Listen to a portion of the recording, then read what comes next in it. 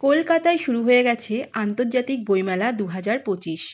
কবে থেকে শুরু হয়েছে, কতদিন পর্যন্ত থাকবে, মেলার সময়ই বা কী আছে, আর কিভাবে তোমরা এই মেলায় চলে আসবে, আর তার সাথে মেলার বিভিন্ন স্টল ঘুরে ঘুরে মেলার সুন্দর পরিবেশটা তোমাদের সাথে শেয়ার করব। তাহলে ভিডিওটি স্কিপ না করে সম্পূর্ণ ভিডিওটি দেখার অনুরোধ রইল। চলো তাহলে আজকের ভিডিওটি শুরু করা যাক। তবে তার আগে আমি সুপর্ণা, ঘরে আর বাইরে চ্যানেলটির পক্ষ থেকে সকলকে আরও একবার স্বাগত জানাই। করুণাময়ী বাসস্ট্যান্ডের একদম সংলগ্ন গেট নাম্বার 8। আমরা এখন গেট নাম্বার 8-এর সামনে রয়েছি। আমরা গেট নাম্বার 8 দিয়ে ভেতরে প্রবেশ করব। বইমেলাতে প্রবেশের জন্য কোনো এন্ট্রি ফিজ নেই। মেন রাস্তার পাশ বরাবর বইমেলাতে প্রবেশের জন্য পরপর অনেকগুলি গেট রয়েছে। যে কোনো একটি গেট দিয়ে তোমরা এন্ট্রি নিয়ে নেবে। ৪৮তম আন্তর্জাতিক কলকাতা পুস্তক মেলায় সকল পুস্তক প্রেমীদের সাদর স্বাগত। বইমেলা অনুষ্ঠিত হচ্ছে সল্টলেক করুণাময়ী বইমেলা প্রাঙ্গণে। বইমেলাতে আসার নিয়ার বাই মেট্রো স্টেশন করুণাময়ী। শিয়ালদা থেকে ২০ টাকার টিকিট কেটে তোমরা চলে আসতে পারো করুণাময়ীতে। এছাড়াও রয়েছে প্রচুর বাস, সেই বাসে করে তোমরা চলে আসতে পারো করুণাময়ীতে। এবছরের ইন্টারন্যাশনাল কলকাতা বুক ফেয়ার ৪৮তম বর্ষে পদার্পণ করেছে। ২০২৫-এর বইমেলার থিম কান্ট্রি জার্মানি। বইমেলা শুরু হয়েছে ২৮শে জানুয়ারি থেকে, যেটা চলবে ৯ই ফেব্রুয়ারি পর্যন্ত। বেলা ১২টা থেকে রাত্রি ৮টা পর্যন্ত এই মেলা অনুষ্ঠিত হচ্ছে বইমেলা প্রাঙ্গণে। যারা বই পড়তে ভালোবাসে তাদের কাছে এ যেন এক স্বর্গরাজ্য। দূর দূরান্ত থেকে প্রচুর মানুষের সমাগম হয়েছে বইমেলা প্রাঙ্গণে। ছোট থেকে বড় পুস্তক প্রেমীদের ভিড়ে বইমেলা মুখরিত হয়ে উঠেছে। এবার আমরা কিছু স্টল ঘুরে দেখব। প্রথমেই চলে এলাম নারায়ণ দেবনাথের এই স্টলটিতে।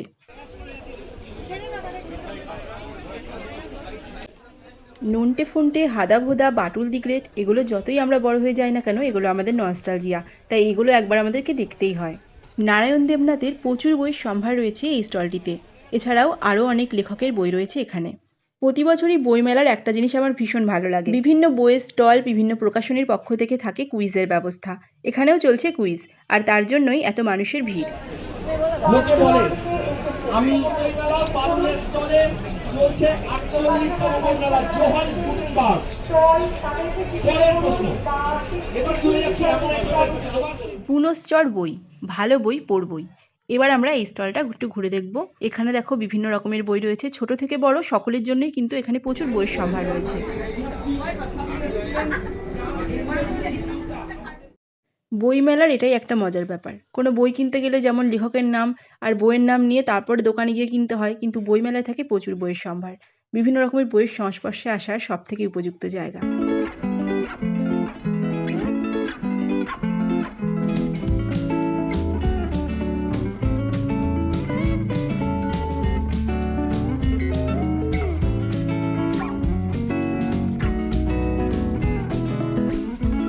এখন আমরা চলে এসেছি লালমাটি স্টলটিতে। এই স্টলটি এবার ঘুরে দেখব। এখানেও প্রচুর বইয়ের সম্ভার রয়েছে, ছোট থেকে বড় সকলের জন্য। আর একটা জিনিস খুব ভালো লাগলো, এখানে প্রত্যেকটা বইয়ের র্যাকের ওপরে মার্ক করা রয়েছে। কোথাও রয়েছে কমিক্স, রচনাবলী, ভৌতিক গল্প, অ্যাডভেঞ্চার, বিভিন্ন রকমের গল্পের টপিকগুলো সব ওপরেই লেখা রয়েছে। তাই স্টলটিতে ঢুকে দিগ্ভ্রান্ত হওয়ার কোনো দরকার নেই। যার যেটা পছন্দ সে সেখানে দাঁড়িয়ে সেই বইগুলো অনায়াসে অনেকক্ষণ সময় নিয়ে দেখে নিতে পারে, আর পছন্দসই বইটা কিনে নিতে পারে।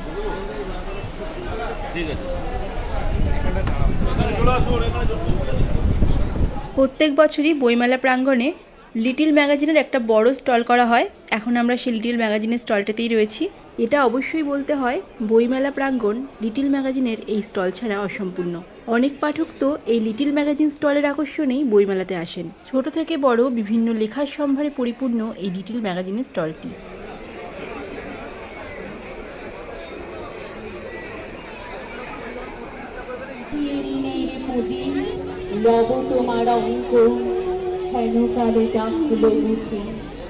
বইমেলা প্রাঙ্গণে প্রত্যেক দিনই সাংস্কৃতিক অনুষ্ঠানের আয়োজন করা হয়, তাই বিভিন্ন রকমের বই কেনা, বই দেখার পাশাপাশি সাংস্কৃতিক অনুষ্ঠানে উপভোগ করা যায়। রবীন্দ্রনাথ ঠাকুরের অঞ্জলি কবিতার মাধ্যমে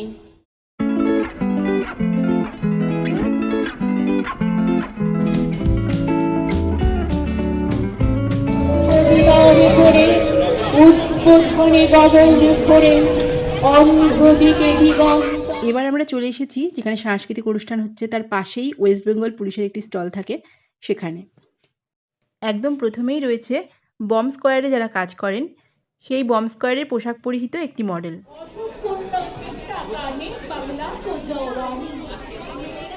এই স্টলটিতে আমরা দেখতে পেলাম পুলিশের ব্যবহার্য বিভিন্ন রকমের সামগ্রী, যেগুলো আমরা সচরাচর দেখতে পাই না। এখানে দেখো বিভিন্ন রকমের বম রয়েছে, এছাড়াও বিভিন্ন রকমের গান রয়েছে, বিভিন্ন ওয়েটের, বিভিন্ন রকমের সাইজের।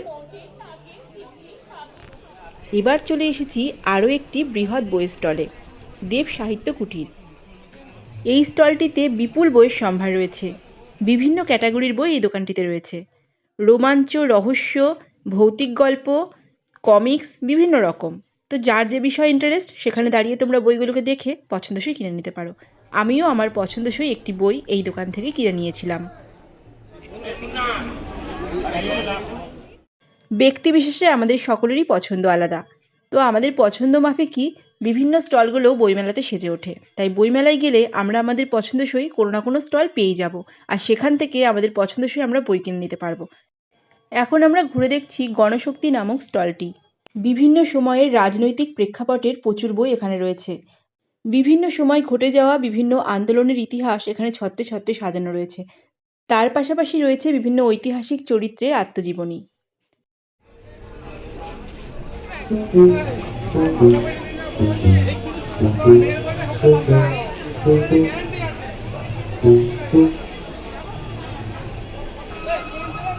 এখন চলে এসেছি 365 দিন প্রকাশনী। এটা মূলত সত্যজিৎ রায়ের একটি স্টল। এখানে সত্যজিৎ রায়ের বিভিন্ন রকমের বই থরে থরে সাজানো।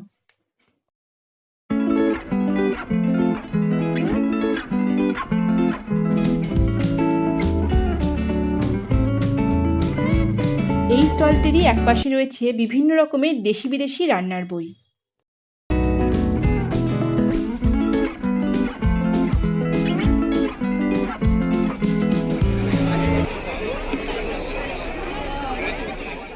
মানুষ খাদ্যরসিক, যে কোনো মেলা প্রাঙ্গণেই তারা খেতে ভীষণ পছন্দ করে। তাই বই দেখা আর কেনাকাটির পাশাপাশি খাবারও এনজয় করা যেতে পারে, তারও ব্যবস্থা রয়েছে বইমেলায়। লিটল ম্যাগাজিনের একদম পাশে রয়েছে একটি বৃহৎ জায়গা জুড়ে খাওয়া দাওয়ার বিভিন্ন রকমের স্টল, যেখানে ফ্রাইড খাবার থেকে মিষ্টি সবকিছুই অ্যাভেলেবেল। কলকাতা বইমেলায় দেখা হয়ে গেল মিষ্টি এই কাপেলের সাথে, যাদেরকে দেখে ছোটরা তো অবশ্যই, বড়রাও খুব আনন্দিত। কলকাতা ইন্টারন্যাশনাল বইমেলায় এত স্টল যে ঘুরে শেষ করাই যায় না, তাই হাতে একটু বেশি সময় নিয়েই আসতে হবে, কারণ দেখতে দেখতে কখন যে 2-3 ঘন্টা চলে যাবে বোঝাই যাবে না। কি কি নতুন বই এসেছে বইমেলার পরিবেশ উপভোগ করার জন্য তোমাদেরকে অবশ্যই আসতে হবে বইমেলা প্রাঙ্গণে। আমি শুধুমাত্র এই বইমেলা প্রাঙ্গণের ছোট্ট একটা ভিডিও শেয়ার করে বইমেলা কেমন সেজে উঠেছে সেটাই তোমাদের সাথে শেয়ার করলাম। ভালো লাগলে অবশ্যই লাইক করে দিও, আর বন্ধু হয়ে পাশেও থাকতে পারো। পরবর্তী ভিডিওতে আবারও দেখা হবে। ততক্ষণের জন্য আমার সকল বন্ধুকে টাটা।